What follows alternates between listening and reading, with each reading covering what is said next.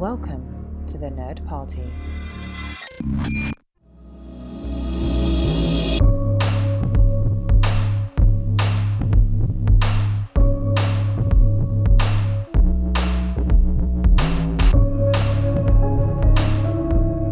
Welcome back to Houselights, where we are here mired in the house of Kubrick as we plow through his works of the 1960s.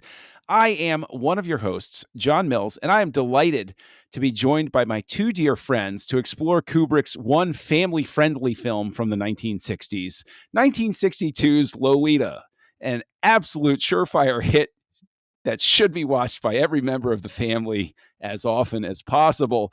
As I'm sure that is a sentiment shared by my two friends here, Darren Moser and Tristan Riddell. Darren, wow, let's jump right into it, and let's just go ahead and let me ask you: I want to interject. I want to interject here. Yes, like for those of you who are like coming in listening, and you don't actually know what we're talking about or haven't been following along, we are talking about some weird stuff today. We're talking about a 53-year-old man infatuated with and pursuing a 14-year-old girl. So if that is distressing to you, maybe come back next week. We're talking Dr. Strangelove.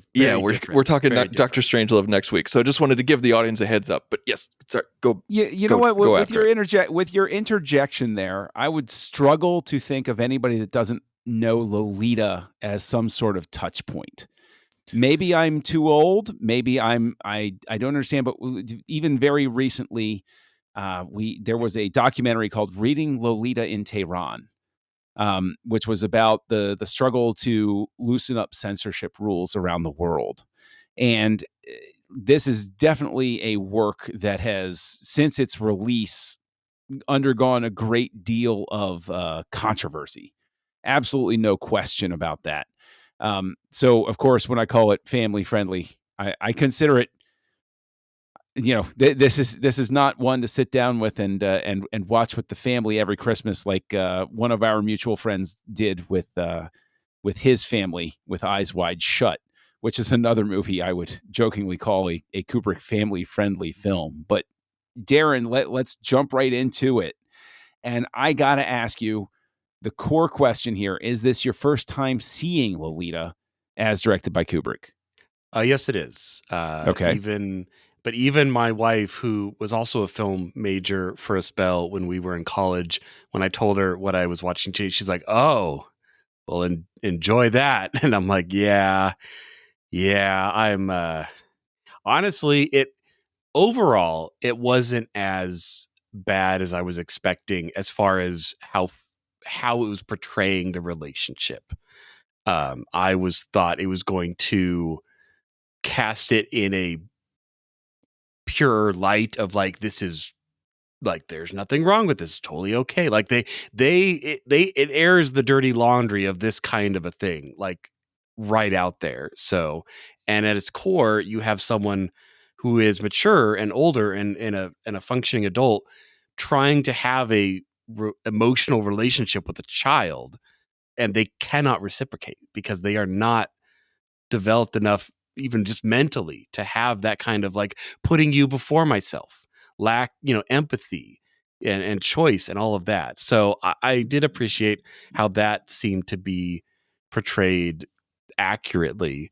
But yeah, there was part of me that's like, oh yeah, that show I do with those guys, it's so worth it getting to watch these gems of cinema. But it wasn't as bad as I was expecting. You sent a text because we said we were going to do 60s Kubrick, and then when we said like, okay, next week we're going to do Lolita, we get a text from you afterwards saying like, oh dudes, I just read what Lolita was about. Yeah I did not know that's a good question. I did not know.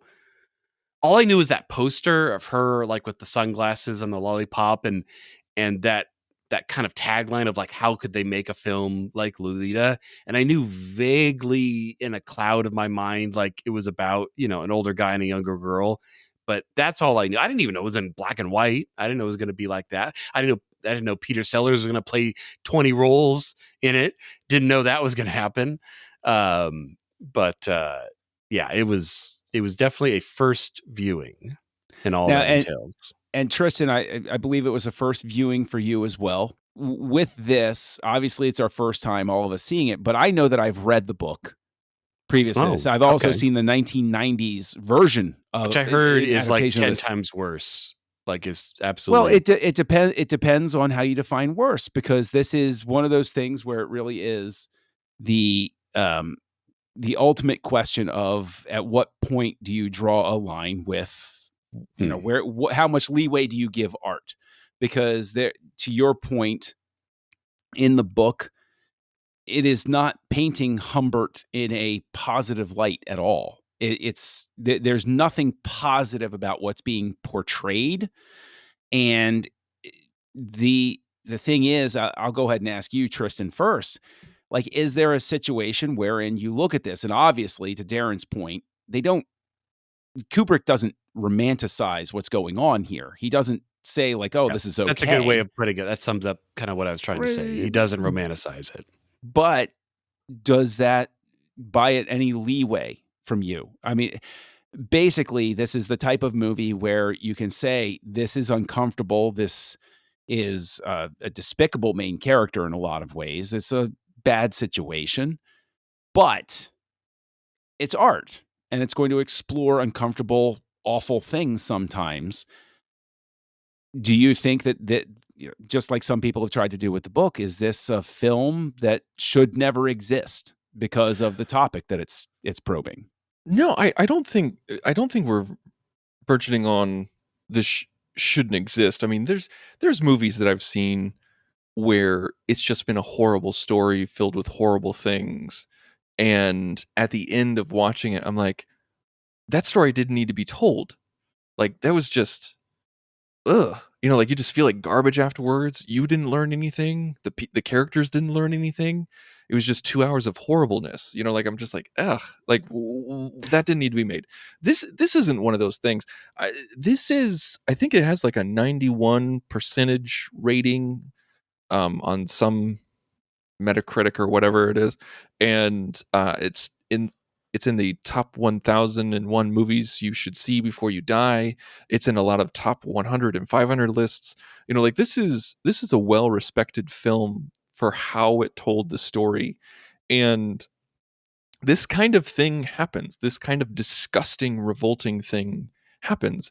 And, you know, I try to, you know, I'm trying to think of, like, you know, one of my favorite movies of all time is The Girl with the Dragon Tattoo. And I personally cannot stand seeing sexual assault on screen. Can't stand it. It's one of the things that I hate most in movies. But yet one of my favorite movies has one of the most graphic portrayals of that. Now, I always skip it, but the movie revolves around it. But in a, you know, it's I don't need to go into it, but it's just like, that's a horrible thing, and it's a horrible thing that happens, and it's filled with horrible things that happen to people. But you cannot say that it shouldn't be made. Now, if this movie was romanticizing Humbert and Lolita and saying this was a love that, you know, like society said it was wrong, but they knew it was right. You know, if it was one of those things, like it was made by the French or something, like, yeah, no, like, this is, then yeah, I would say, like, this movie shouldn't have been made. This is disgusting. Like, let's not glorify this type of thing. Because if you knew anything about the movie before you started watching it, anything at all, the opening shot with the titles immediately makes you uneasy. Yeah, it's very uncomfortable during those You're like, opening oh, titles. that is an old man's hands. That is a young foot. Oh God. Oh God. You know, you just immediately know that you're going to be uncomfortable. And to Kubrick's credit, every single scene was uncomfortable. Without fail, every single scene in this movie is uncomfortable. But yet, this is not a completely uncomfortable watch. No. If that makes sense. Mm-hmm. And that's, I think, what I mean when I said I was concerned going into it. Like, you know, there are certain movies where I will choose just not to watch. Like we'll probably eventually reach a point where we're going through a decade where I'm just like, I am just not going to watch X because I don't want to ingest that. I don't want to bring that into my mind. And this one I was a little on the fence on because I'm like, Kubrick of the 60s, like I'm kind of expecting the worst, but that's what I mean by it wasn't as bad as I was expecting. And like Tristan, like we've talked about like horror movies, like there's certain horror movies you like. I remember you were shopping around to a couple of people on the network, like, "Hey guys, should I watch Event Horizon?" And we were just like, "No, you should not." We'll just tell you right now, knowing your sensibilities, it is not for you, and you will regret watching that for the rest of your days. You guys really do protect me. That's primarily because Event Horizon is an absolute garbage movie. That's more than anything. So, yes. Yeah, that's bring us back around, John. Though. Yeah, no, I'm not trying to bring back around, but I think that this is definitely an interesting movie in the sense that it's a controversial book. It's something that's misunderstood in a very large sense because people immediately presume that it is romanticizing what's happening. Right. Voyeuristic. Because, well, having read the book, I can tell you it's one of the most beautifully written books I have ever read in my life. It is absolutely stunning how well Nabokov constructs a sentence, how well he gets the flow and the chapters down, and basically does what this film and then Adrian Lyne's adaptation later does, which is throw something awful in front of you, but then do it.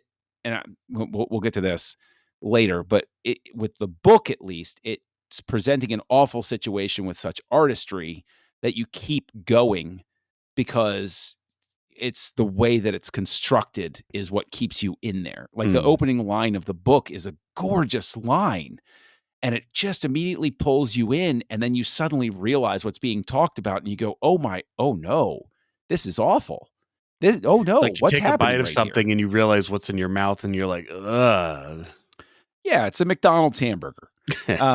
But even more than that, Tristan, we're sitting here, we're talking about this is Kubrick of the 1960s, and we talked about Spartacus. That's 1960. This is his immediate follow-up. Did you get the Spartacus reference inside? Yeah, in like the opening first scene has a Spartacus reference in it.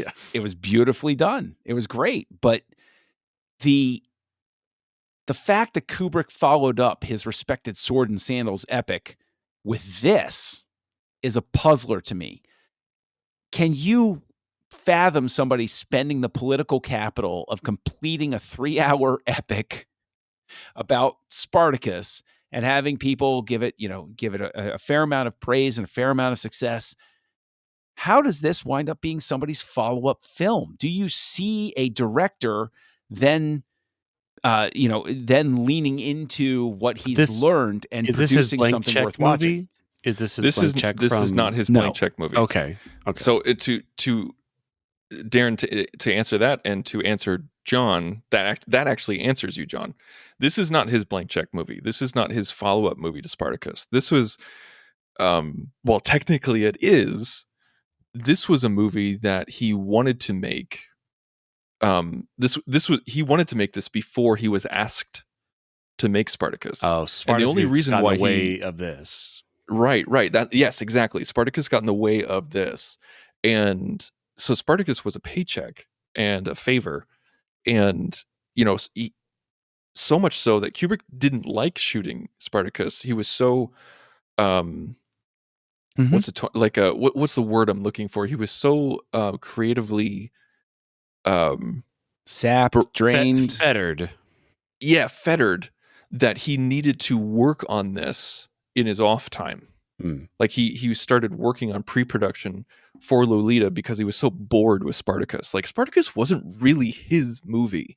He was just feels a worker. Way more like you could see all over, like the cutting, the time jumps. Like there's so much of this is a Kubrick movie. Way more than because Spartacus. With Lolita, even though he's not credited as the writer, he's the writer. He's the writer. Because he and James B. Harris because Nabokov spent 6 months on the script of this movie. And Nabokov was the original author of the book? Yes, Nabokov was the original author of the book, and they had him write the screenplay, and he took 6 months to do it. Always works, guys. Always. It's perfect. Well, the original screenplay was like 400 pages long or something like that. Yeah, it was 400 pages Did long. Nobody and tell Harris him that a page equals a minute? Because I don't think somebody he's a told novelist. He's a novelist. But Harris said that it was unfilmable, and then they shot it, and Nabokov didn't realize that they weren't going to use the script until after he saw the first cut, and they kept very, very little. But Nabokov still liked the movie, which I think, like, to a credit to him, kind of being the bigger man there. You know, he's like, no, I like what you guys it's going did. to drive book sales. Well, you know, but it's the opposite of what happened with The Shining, where Kubrick made that a Kubrick movie, and Stephen King badmouthed it so much that he had to legally agree not to talk about it anymore so that he could do his adaptation with what was it, Mick Harris? Was that the director's name in the 90s? I can't remember. The miniseries in the 90s. The miniseries, yeah. But the thing is, like, I think what really is a kick in the pants, though, is that Nabokov was nominated for an Oscar for this screenplay, which and is it wasn't his screenplay. 1% his. Yeah, but that's just like the cinematographer in Spartacus, right? Because he just sat down in the chair and let Kubrick do what he needed to do, and he gets nominated for. So Kubrick should be used to this by now. Right, exactly. You're gonna take all the reins. You're not gonna get all the awards because exactly. I think there was one time at the Academy Awards. Do you remember the movie? Was it Tequila Sunrise? I can't remember what it was. But the writer was nominated and won, and he goes up on stage, picks up the statue, and says, "Not a single word of mine made it into the final cut, but thank you." And then he walks I remember off that. stage. I remember that. Yeah, I don't remember that, but dang, I do remember that. I don't remember if it was that movie, but I remember that happening. It probably wasn't that movie, but I don't know why that popped in my head. But this is one of those circumstances. So thankfully he didn't win, because that would have sucked to win that way, knowing that it wasn't your work. But yeah, it's but that's smile the thing and nod, boys, smile and nod. Just take the award. But Kubrick, the previous movies that he did besides Spartacus, paid for the rights, because he bought the rights himself to the novel so that he can make it into a movie. So this is a Kubrick film of the 60s. This is the first real Kubrick film, because Spartacus, he was kind of like a Marquand with Spartacus. He's a pitch hitter coming in, close the deal, lock it down. He didn't write it. He didn't produce it. He wasn't involved with hiring the people. He just kind of came in there and did the best he could. It's a great movie. He's a project manager. Yeah. He's got to collect certain things. He's got to put it together. He's got to deliver it to the editors, who will then shape formula it in post, sort of thing. Right. Yeah. And he did a great job. He did a fantastic job. And we talked about the moments where you could definitely see Kubrick. But this movie is his through and through. From the opening shot to the final shot, this is very much Kubrick. So let me ask you that. Where do you see him? Where's the first moment you see Kubrick in this film? I think hiding Peter Sellers really made me think about The Shining. Because in that opening scene, when Humbert walks into the mansion and he's stumbling all over the bottles, and he's walking through, and it's a one shot and it's a tracking shot, and we're following him. And he passes the first thing he does is he passes that chair with a white sheet over it. And then he goes a little bit further in, and he explores the mansion a little bit. We come back to the center, and then Peter Sellers takes off the blanket, and he was in the chair the entire time. Made me think about the nude woman in the tub in The Shining who turns into the witch, where she was there the entire time, but we don't recognize her until she moves the shower curtain. That right away, I was just like, that's Kubrick. Darren, do you see Kubrick in that moment, or did it take a little bit longer for you to see him? The first moment that felt very deliberate for me was him, and this is probably more censor-ish, was him pushing himself behind the painting to get shot. It's a convenient way of being shot and not being seen. But the first real moment that I felt was Kubrick was, I don't remember which one it was, but one of the time jumps where all of a sudden it was like, and it's been a year that I've been living here. And I'm like, oh, okay. Like it cut as if it was 5 minutes later. And that became, we saw that throughout this movie of a lot of time jumps, a lot of quick cuts, a lot of, I mean, I'm still kind of tracking down like Lolita went to summer camp, he got married, and his mother died all within a summer. Like that. It was all in one summer.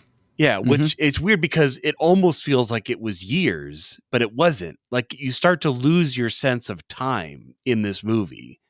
Okay. And then at the end, it's like 3 years later, she's having a baby, and it's like, okay, it's literally, there's no fanfare to it. It's literally next shot, new day, new whatever, which works. It's not a bad cut. I never felt pulled out by it, but it's definitely a stylistic choice. That feels like Kubrick to me. Like I'm going to tell this story chronologically how I want to tell it.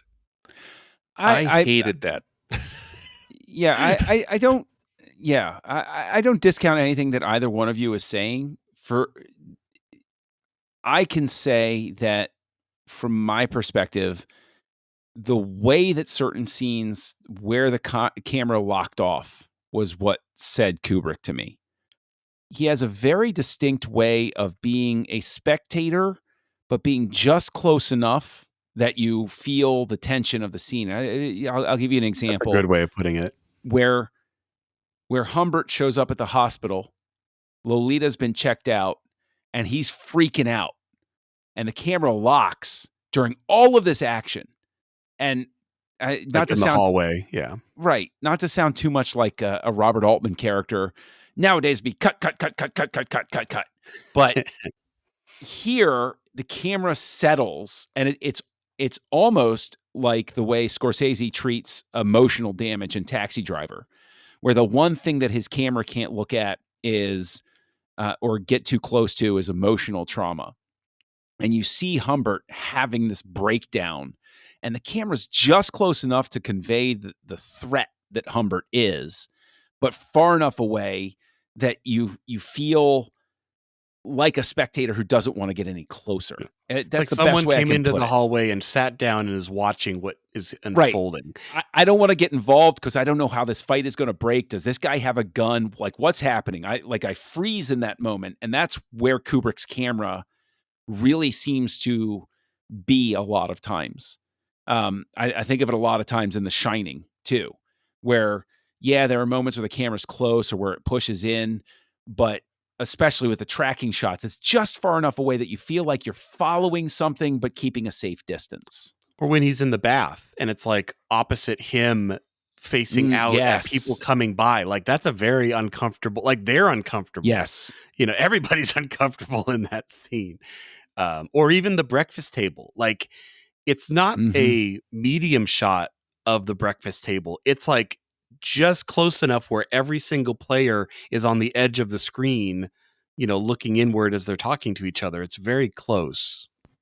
There's a shot in Dr. Strangelove, which we're going to be talking about next week, where George C. Scott is on the phone. Yeah. And it's like it's in the butt. It's kind of in the same perspective as this hallway shot that you're talking about, John, where it's in the bottom it's in the back of the room, on the floor, tilted up, and he's just on that phone forever, and he's walking around a little bit, but we just kind of see it as a fly on the wall.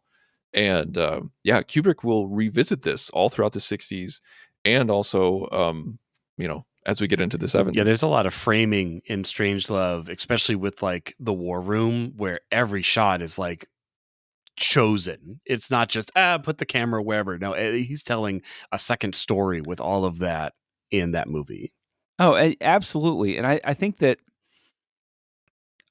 one of the most curious things, and this is something that Kubrick specifically wanted, and he actually discussed with Nabokov before he made the change.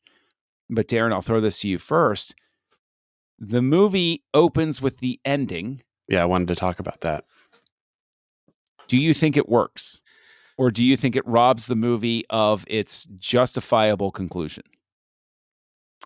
No, I think it works. I mean, I've read, behind the scenes or interviews after I'd watched it, and Kubrick stated that the reason he did that is because he felt once Lolita kind of wooed him in the middle, it kind of lagged, like your desire to follow the story kind of dissipated. And so by moving that conclusion to the very beginning, you know that this character is going to get their comeuppance, but you don't know why it's important that they get their comeuppance. Although because it's Peter Sellers, if it was anybody else, it would be easier for me to track. But because I've seen him in so many movies where he plays multiple characters that are not the same person, him playing multiple characters that are the same person was tricky for me to tell, because at first I thought he was meant to be different people. I didn't realize it was supposed to be the same person being and he's a weird guy, like in this, like he was creepier than any of the other characters, really. Tristan, and that's a point I'm going to come back to here. But Tristan, opening, do you think that it works putting the ending first, or do you think that it just ends too abruptly as a result? No, I think it works because it lets you know that we're not supposed to sympathize with Humbert. Like it might not matter what Sellers he's a murderer does. From the he's a opening scene. cold-blooded murderer. Like, this wasn't a murder of passion. This wasn't a murder of, what this was contemplated. This was decided.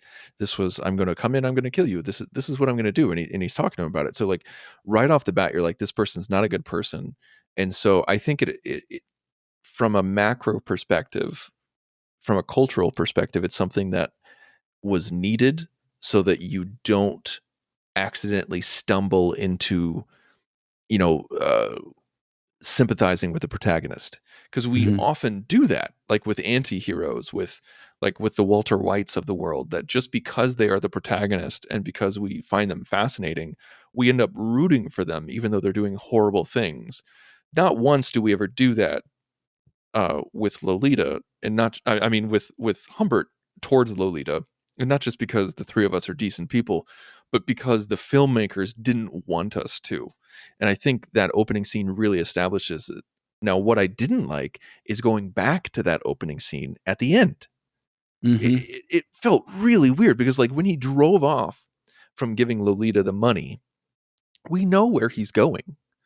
And even if they, and this, I know this may sound like a nitpick, but like, even if they just did a fade to the painting with the hole, with the bullet hole from him driving down the road, that's true. That would have been all fine. You would need.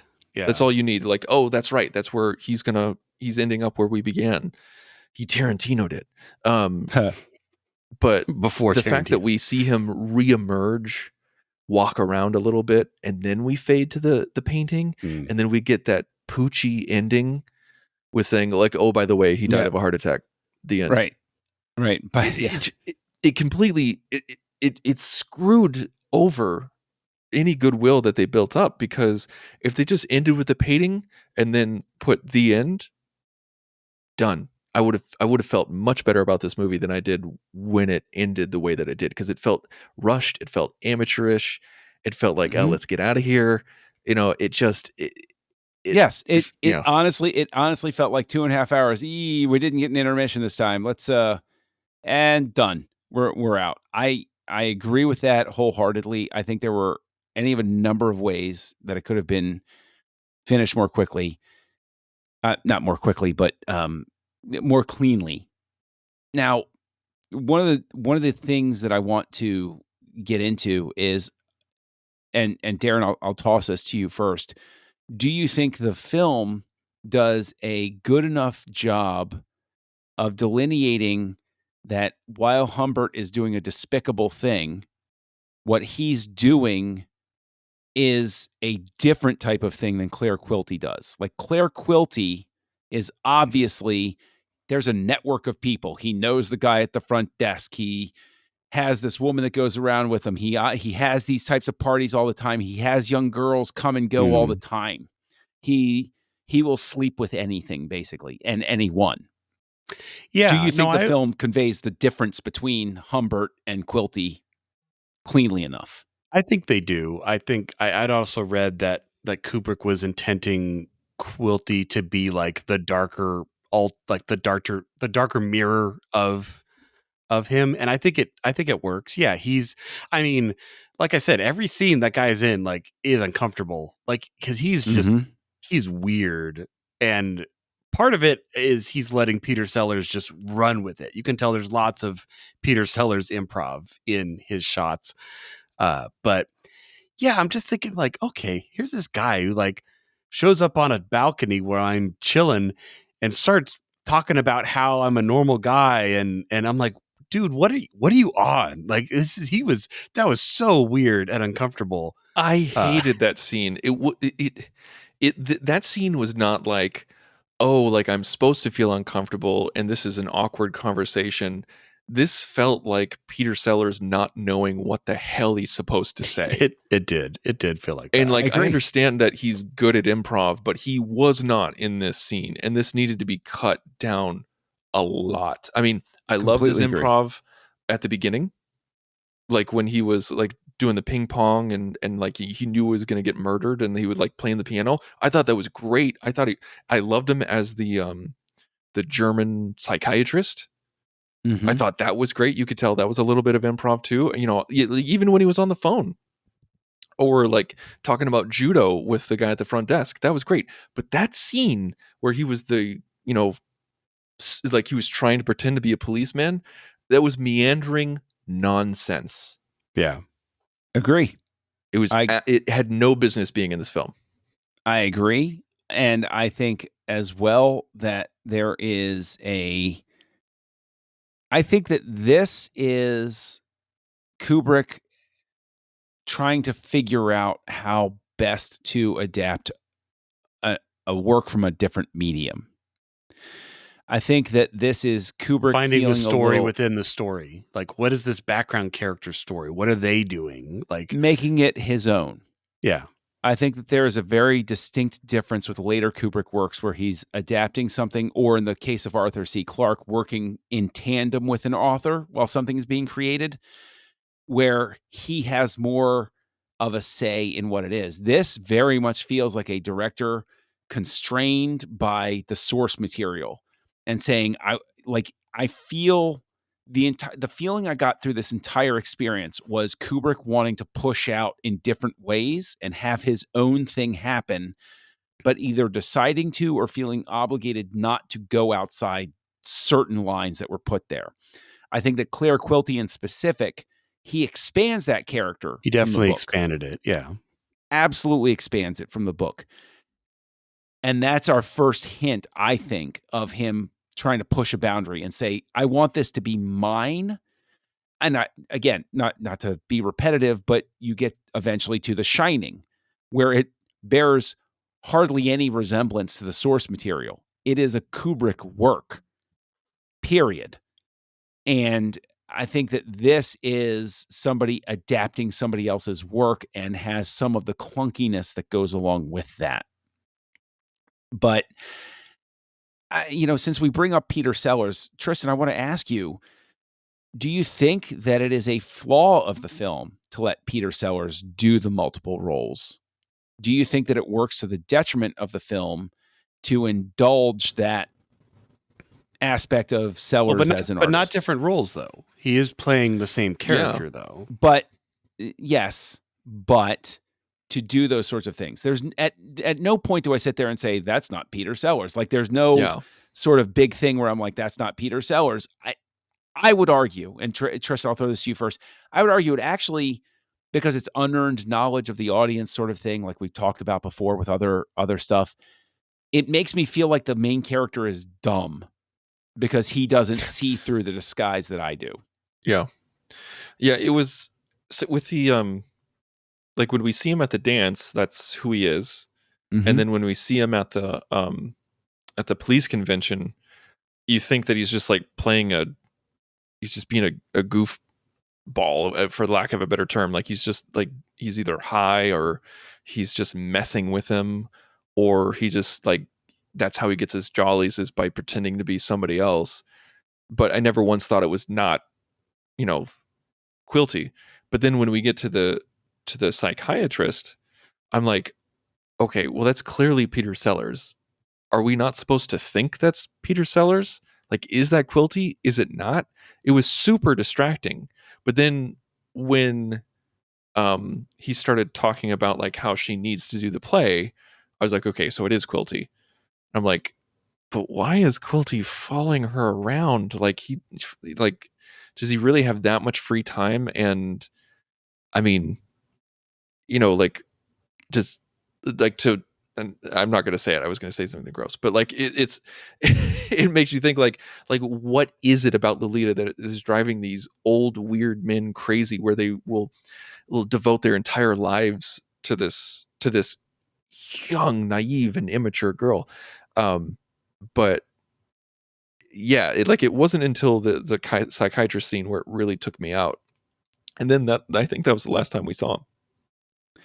Yeah, to your point about it pulling you out of the moment, Lolita later addresses it when she says, "Oh, it was Quilty all the whole time.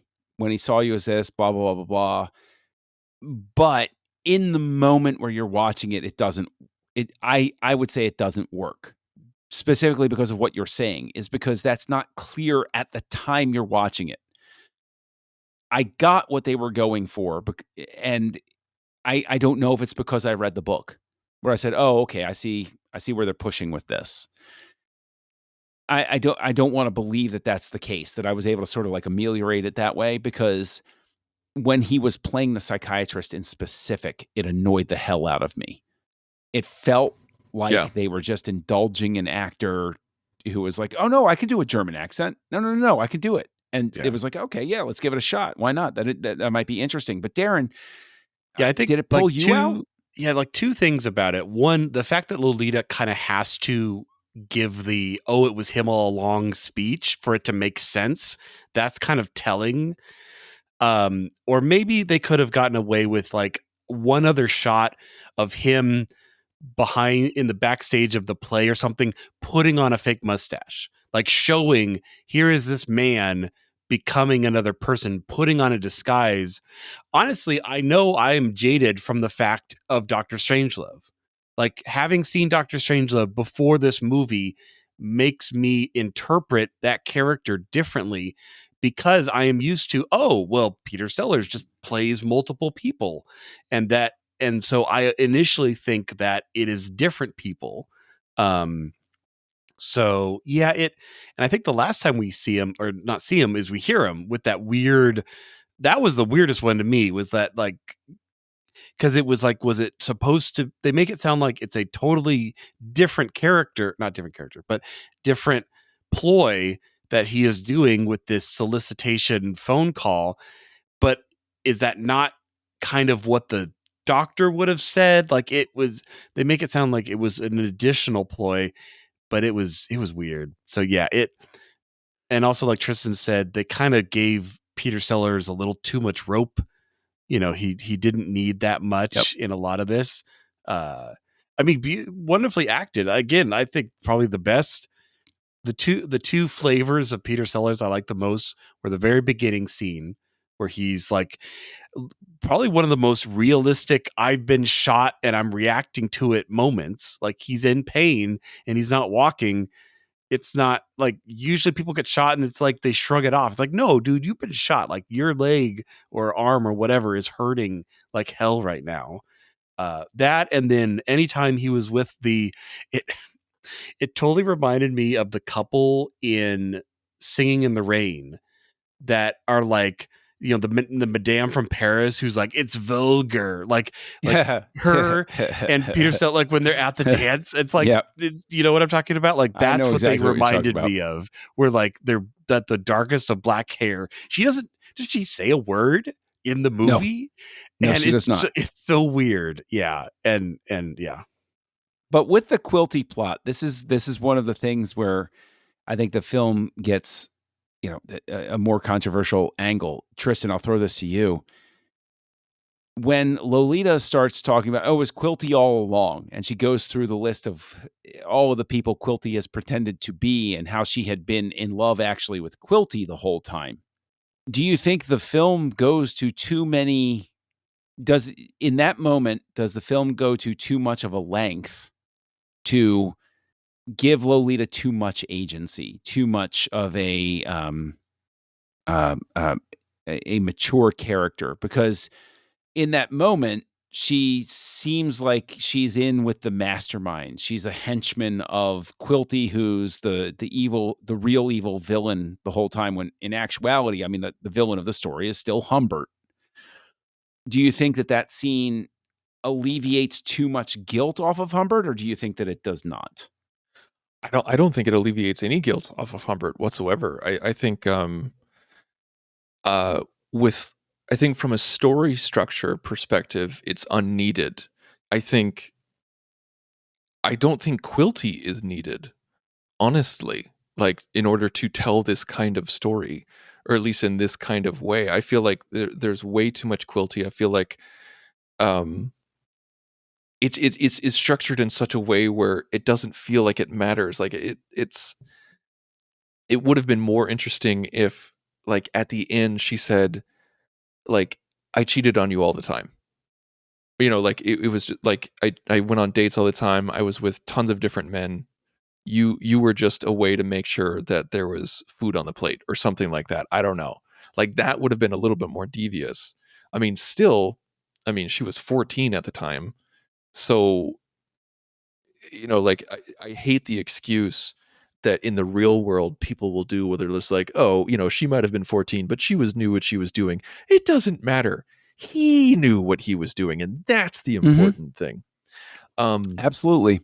And with Quilty, like, to say that, like she was in love with Quilty the whole time, she was with Quilty the whole time, and the only thing that really pissed her off was that he wanted her to do a film, like an art film. It just felt weird. Like, and not weird as it, like, I know it's supposed to feel weird, but it didn't seem appropriate for the structure of the story, where it didn't minimize Humbert enough because it was just one other guy. Like, I feel like if she was just like, if really belittled him and really set him aside, it would have been better if it wasn't just one person that she was hanging out with. And it's also very unrealistic that this guy would follow her around while still being a TV writer and still being a screenplay. Putting forth a lot of resources on this. Yeah, a lot of resources to do this for someone that is not being with him full time. And that's what felt weird to me. And when she acted more mature at the end, I mean, like, this is 4 years later. We're seeing her at 18.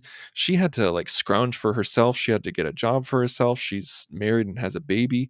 Like, I fully believed this older and more mature Lolita, because, like, when you're 14 and 15 and 16 and 17 and you have to fend for yourself and, like, be a waitress, like, you see some stuff. Yeah, you age up real fast. You age up, exactly. You age up real fast. It's like the kids who went to war. They came back men because they had to be. I think that's kind of how I see her. I think Quilty gets dragged in it because we aren't able to see very much of Lolita's perspective and inner thought, because it is not a book.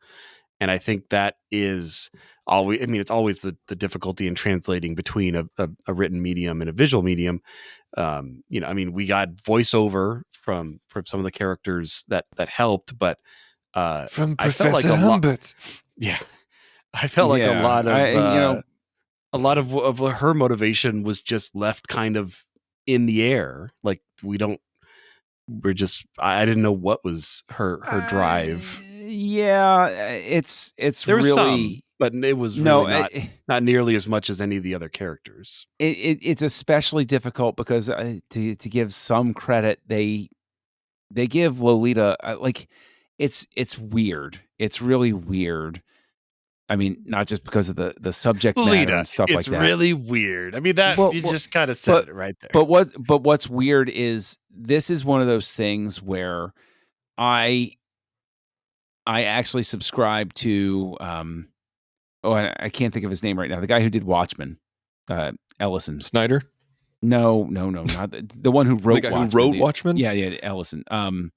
Anyway, he once said that there are certain things where they were just intended for the medium that they are created in. They're not meant to be adapted. I would argue that Lolita is not meant to be adapted because your brain, when you're reading something, will only go but so far. You have natural safety valves built in where you will go somewhere and you will, unless they are extremely graphic in how they describe something, you will stop. You will absolutely stop. Film as a visual medium has a much weirder line to sort of traverse with that because it visually has to convey the story, but everybody's line is a little bit different. I always go back to when I read Misery by Stephen King. There's a certain point in that where I was writhing on the couch and what was being described in the book was actually worse than what happens in the movie with his legs. But in the movie, it was even more horrific because I couldn't stop seeing it. I had to, like, it was being force-fed into my eyeballs sort of thing. And I think that Lolita is just one of those works that never was meant to be adapted. And I think that James Mason was never really meant to play the role. Tristan, I throw that to you first. What do you think of Mason in this role as Humbert Humbert? Well, I've always really appreciated James Mason because every role he's in, he's very, James Mason. He sounds like Stewie with constipation. No, I really like James Mason, and I liked him in this role. It was interesting to see who they wanted and who they were trying to get, because the first person on their list was Cary Grant, and I personally think Cary Grant would have been amazing in this role, but I think he made the right choice in turning it down hard, because seeing Cary Grant in this would have felt like stunt casting, because the Cary Grant we know and love, I'm not going to say he was like Tom Hanks, but he was, like when you see James Stewart in a villainous role and you're just like, yeah, no, this feels wrong. Work. Yeah.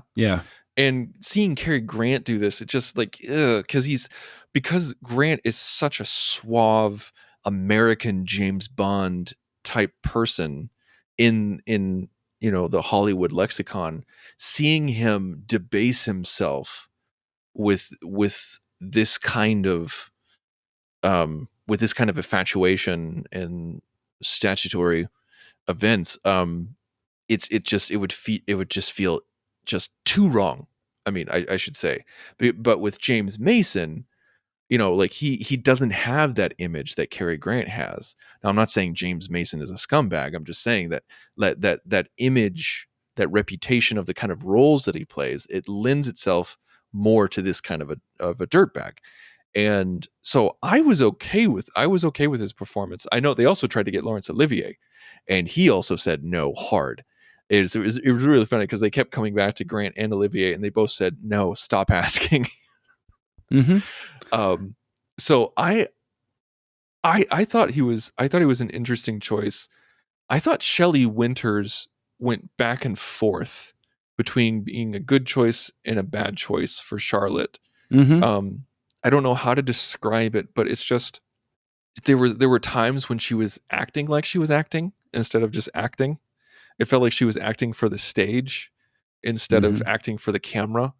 And there was a time when we first meet Charlotte, and she's showing Humbert the house, and he's clearly not interested. And he's like, maybe I could just get your number, and then I can think about it. And then he sees Lolita with her sun hat and bathing suit, and he immediately changes his mind. And then Charlotte's just like, oh yes, of course you're going to stay now. Fantastic. What changed your mind? Was it the garden?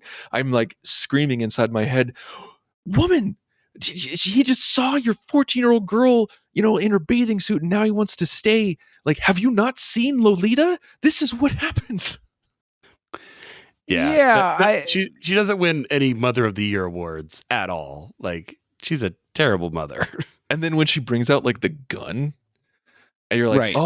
she's loaded. crazy. It's not loaded. Oh, it is. But see, okay. Jeez. But see, that's one of the things that I regard as a shortcoming of the film. Again, this is something where you can't have everything from the book in the movie, but the book points out that Humbert has had basically, I think it's like 2 nervous breakdowns before this. He's not a well man. And I think that's the flaw I see really in Mason's performance, is he seems like a well man until he makes that one decision based on the garden. And it's like, it's not like he suddenly sees Lolita and he's like, no, this guy screwed up to begin with. And he's got some stuff that he hasn't worked through to begin with that he needs to get a handle on. So he's already damaged coming in. And in the book, you understand that. Like he is... It in the book, I urge people to read it, because the book is really fascinating because it's Humbert's perspective. It's a guy, it basically comes across as a guy just trying to get out of the death penalty. He's basically making his plea to you, the jury member, saying, just don't put me to death. Okay, I know it was wrong, but just don't kill me for this, please. Which ties into the whole thing at the end. It's like, by the way, he died of a heart attack. Bye. Right? That's the sort of thing. And I'm actually going to split with you on this one, Tristan, because while I think there are shortcomings with her performance, I think that Shelley Winters has a thankless task in this, which is to play a woman who seems so desperate that she would blow past Humbert's shortcomings, while at the same time, a woman who's strong enough to be raising a daughter and have a boarding house going on. Like that's she's a woman caught between 2 extremes. She's desperate, but she's also able to keep things going. And I think that what she's robbed of is a good enough death scene, if you will. Something dramatic enough to cap it off. I think that it's building to a certain thing, and then she dies off screen, and we don't even get to see her face, because, in the book and in Adrian Lyne's later adaptation, Humbert is forced to look at her as her eyes are open, and he's like, I could feel her staring at me, even though she was dead at the time, sort of thing. And so I think Winters has a sort of thankless performance here, but I think it's effective. I feel like we got that scene when she found his diary. I feel like, she kind of got that cathartic screaming at him, smacking him around, saying like, you're never going to see her again. I think it got almost there. Like it built and it built and it built, and it feels like it got clipped off at the last minute. I expected something, and I don't fault her for it. I think that she was going there, and I think that it's either a function of the script or the editing chopped it off at the last second. Well, one thing I did like about that scene, or I should say that I guess it was one big scene, was when they were in bed together, and and they were kissing, and then he rolls over and he sees the picture of Lolita. And then she starts talking about sending her to boarding school, and then they roll over to the other side of the bed, and that's where he sees the gun. And it's an alternate perspective back and forth of, in order to get Lolita, I'm going to have to use the gun. If I use the gun, I might lose Lolita. It's just like, it's this dichotomy of going back and forth. I felt that was very good visual storytelling of getting inside Humbert's head.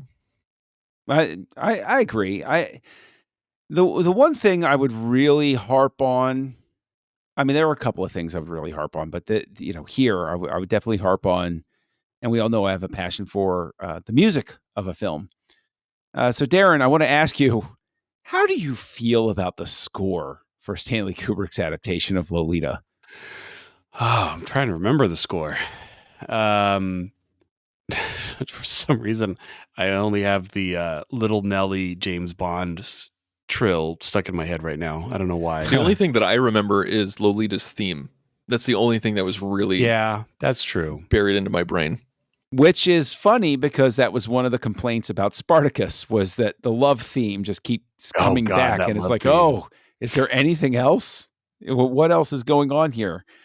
And it's what's interesting is the score was done by Nelson Riddle, but then the main theme was done by somebody else, which I always find super interesting. Like, it would be Riddle one was thing if pissed about that. Yeah, right? Isn't that it just seems odd to me. Seems like an odd decision. So, but do you feel that the music was effective, Darren, or? I mean, it was music. I honestly, nothing memorable stands out, and I'm not gonna rewatch to reabsorb the music. So, So, as a question, then, as we're sort of rounding third, as we like to say, Tristan, I'll kick it to you first.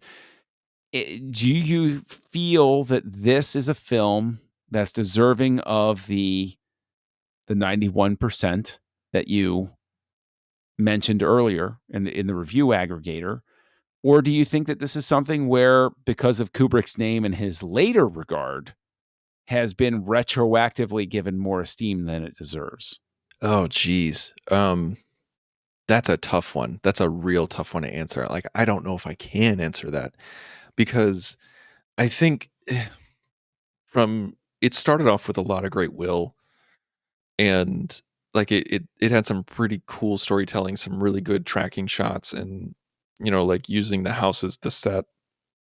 I mean, you could tell it was a set, but they really utilized it, and finding Sue Lyon so young, and she was clearly capable. I think the only time that I really felt like she was a young actress was at the end when she was trying to be 18. And that's hard. I mean, she was a 14-year-old playing a 14-year-old. She did great. When she tried to play an 18-year-old, she just doesn't have the experience to really convey that kind of hardened wisdom that she got on the road.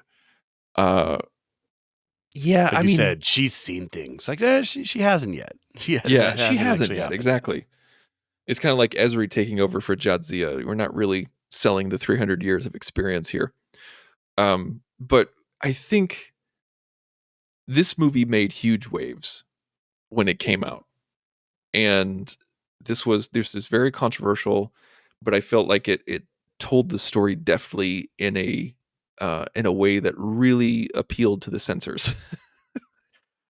I feel like they danced around a lot of things, even though there was a lot of double entendres. I mean, some more obvious than others. One of the more obvious ones, that Lolita was at the summer camp climax. Good Lord. I laughed out loud at that. Yeah, I did a double take with that. I'm like, is that the name of the camp? Is that really the name? Was that their first round of takes? Like, did they workshop that at all? I think they were very tired at night when they came up with that. So what do you call it? Camp climax. Yeah. All right. Fine. Whatever. And what's he's playing with? A stuffed beaver. But yeah, honestly, John, I can't answer that question. I feel like this. I think this movie has earned its place in history, but my enjoyment is not that of everybody else's. Fair enough. So let's go right into ratings then. Darren, has this been retroactively rehabilitated in terms of its reception, or should people agree with a different rating that maybe you would offer for Lolita 1962 as adapted by Stanley Kubrick? Yeah, I think it's always interesting when you look at the Rotten Tomatoes or Metacritic score of movies that came out before the internet was a thing, because it's like, I'm like, well, who is rating this? Because there's no way to accurately look. I mean, we can barely discern budget versus box office when looking back through history to try to tell how something performed, how something did, how it was received, and all of that. So, I'm torn between two numbers, just because as a Kubrick movie, I see Kubrick all over this. I see his decision, his direction, like all of that I love. On a topic like, will I ever watch this ever again aspect, that drags it down. And that is nothing against Kubrick. That is just this movie. The source material, the uncomfortableness, the choice of ingesting that. So I guess I have to decide which way I want to really be rating it. Okay, I'm gonna give Kubrick a little extra leeway, and I'm gonna give it a 3. For Because I really can't deny it's a well-made film for as being a film, moving the ending to the beginning. Like we talked more about the art of filmmaking in this review than we've talked about in quite a while. And I think it's apparent that he is a master filmmaker. He is that dedicated choice of how close am I to the subject? When am I moving the camera? When am I not? All of those extra pieces of filmmaking that he really pulls off well and creates, again, with double entendre, with uncomfortableness, with even, I mean, heck, the opening shot. The opening shot immediately sets that tone for, like Tristan said, that young, leg with the toes being painted by an old hand, and you're just like, ugh, like I don't like this. Like, what is going on? But I think the only thing that would maybe benefit is maybe if it was in color, or there were other ways to help differentiate the people. Honestly, I had a little bit of hard time telling some of the people apart in the beginning. Just sometimes it happens for me with black and white movies where, like, I mean, it didn't help that Peter Sellers was playing like half the cast, but there's sometimes where they'll introduce like new people, and I'll be like, is that a person? Have I seen them before? Sometimes it's tricky on me, but that's really a minor quibble. So I'm going to give it 3 painted toenails. All right, Tristan? I said that purposely to be uncomfortable. Throwing it to you. I'm going to be with Darren on this one. This is 3 stars for me, because I think there is great filmmaking in this movie, but I don't think this movie is great. I think, like to echo what Darren is saying, that like there's so much that makes you uncomfortable from the beginning all the way to the end. But the thing is that this movie is way too long for what it is. I mean, 2.5 hours. You do not need 2.5 hours to tell this story. This could have been under 2 easy. And there's some decisions that I just didn't understand. Like the montage at the beginning, I thought was one of the worst montages I've ever seen. I thought that could have been done way better. Like even like from an editing standpoint, it just if they re-edited that montage, I think it would have been better. Even if they kept the shot selection that they did. But it's just that scene when they're finally in Ohio. It's 6 months later, and he is like actually painting her toenails, and he said, he's like, you didn't tell her about us, right? But at the same time, he's trying to be a father or some sort of father figure. It's just like, oh, that was one of the best and worst scenes in the entire film. But there was so much nonsense in between. Like they gave Peter Sellers way too much rope, and he hanged himself with it. And it was a story that started out really strong and completely petered out towards the end.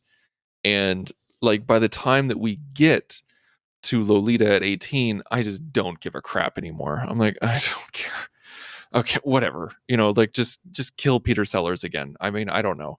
Like I lost it gained so much goodwill, and it just pisses it away towards the end. So I'm giving it 3 stars because there is great filmmaking inside, like I said, but itself is not a great film. I'm going to say something extremely controversial in that I don't think that this does a good enough job portraying how piteously pathetic Humbert is. I don't think that Humbert is... He's still too leading man. This is the difficult thing with the character, and this is why I think a novel is the medium for this story and not a film overall, is Humbert does not see himself as what Quilty is.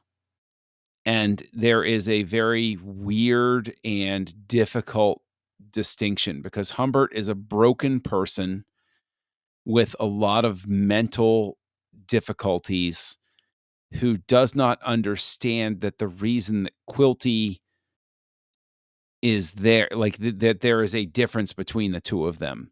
But ultimately, what Humbert is pursuing is the same thing that Quilty is.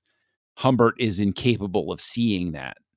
And I think that Mason is too genteel for the role. He's not icky enough, in a sense. It's weird. I think additionally that Sue Lyon is great, but she is too unreal in certain scenes. And to sort of flip it around, I do think that the movie falls into the trap of making her too conscious of things at the end. She seems a bit too powerful at the end. I don't like that. I don't like that because I think it lets Humbert off the hook it doesn't let him off the hook, but just a tiny little bit. It makes him a little too sympathetic when he breaks down in it. Like she seems a bit too mean and in control at the end. I don't care for that either. These are very complex and difficult characters to portray in film. And that is why I wind up recognizing the things that I see about this that are Kubrick, but seeing the things that ultimately aren't even really his fault, but at the fault of trying to even adapt a work like this. I wind up giving it I'm going to wind up and give it a 2. I don't see any circumstance where I'm going to revisit this. And I